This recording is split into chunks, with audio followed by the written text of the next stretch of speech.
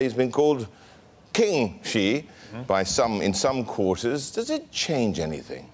I think there is quite a contrast in this time around going into the power dynamics behind his visit, because President Trump is going in very much bogged down in his domestic agenda, hasn't gotten the infrastructure plans advanced very much. The tax plans are still very much up in the air in terms of where he'll go with that, and his health policy, the same story. So his grand vision for the economy hasn't really advanced from where he sort of started out the year. And certainly on the trade side of things, he hasn't made many inroads in terms of reducing deficits either. He's looking for short-term deals. So what a lot of analysts and observers are saying now is look at the contrast in that, and in terms of Xi and Xi's vision.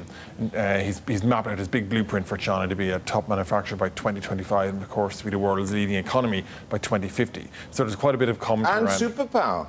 It's entirely right. And that's where there's a lot of commentary now about how President Trump is going in there looking for short-term, transactional, quick-hit deals to get him a headline, to get him over the line, whereas President Xi is in a position where he can sit back and take a much longer view. Yeah, and Enda, what I find an interesting aspect is that part of this enshrinement of Xi's power in China is based on his vision of the rejuvenation of the Chinese nation, right? So much of that is playing up, national pride to that domestic audience. It's just as important for Xi, I'd imagine, to come out of this looking like he's the winner.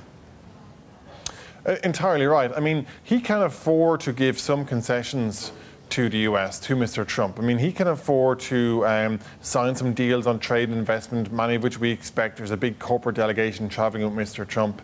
And he can afford to perhaps open up some parts of the economy in the services sector, for example, to give more olive branches there. But in terms of the bigger picture, for sure, he doesn't want to be seen to be weakening his stance or softening his resolve when it comes to Donald Trump. And he doesn't have to, because he knows that the trade position is quite interdependent now. The US economy needs China just as much as China needs the US. So while President Xi can give some concessions, at the same time, he knows he's in the driver's seat. He knows that China's on a path of ascendancy right now, so he doesn't have to do very much at all. And whatever he does do, he won't want to undermine that.